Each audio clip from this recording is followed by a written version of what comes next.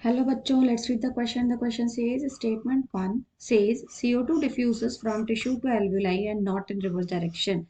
Statement 2 कह रहा है कि CO2 is 10 times more soluble than O2.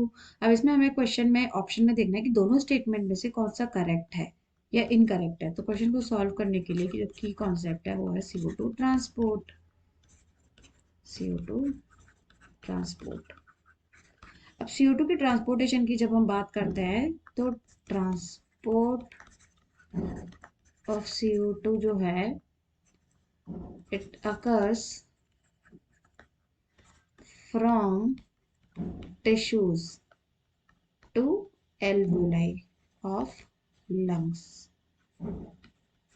Actually what happen कि जो हमारे सेल्स होते हैं, सेल्स, ये सेल्स ऑक्सीजन को यूटिलाइज करते हैं। They utilise oxygen and causes food oxidation.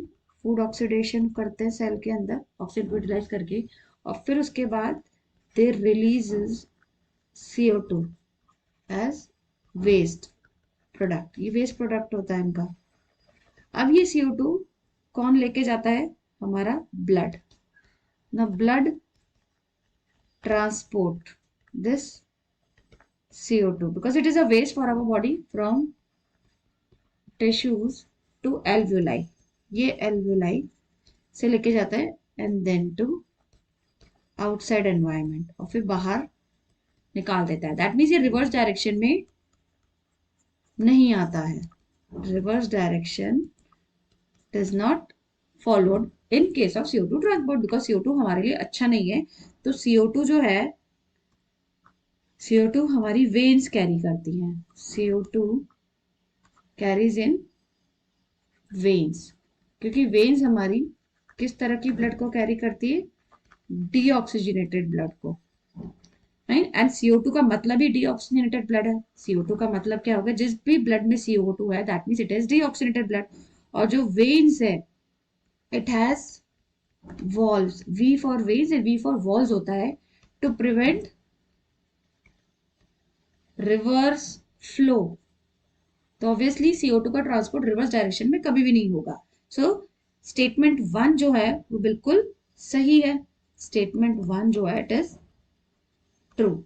लेकिन जो स्टेटमेंट 2 है, हमारा जो स्टेटमेंट 2 है वो क्या कह रहा है कि जो सॉल्युबिलिटी है ऑफ CO2 की is 10 times more than oxygen, but it is wrong. Actually जो सॉल्युबिलिटी जो है CO2 की, this is wrong.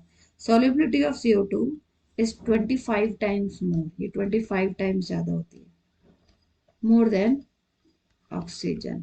So statement 2 जो हो गया वो रॉन्ग हो गया। तो यही क्वेश्चन पूछ रहा है हमें कि स्टेटमेंट 1 तो सही है लेकिन स्टेटमेंट 2 जो है वो रॉन्ग हो गया। तो कौन सा ऑप्शन हम चूज करेंगे इसमें? Statement 1 is correct but statement 2 are incorrect. तो स्टेटमेंट ए ऑप्शन में तो दोनों स्टेटमेंट को करेक्ट बता रखा है, बी में दोनों को इनकरेक्ट, दैट इज रॉन्ग।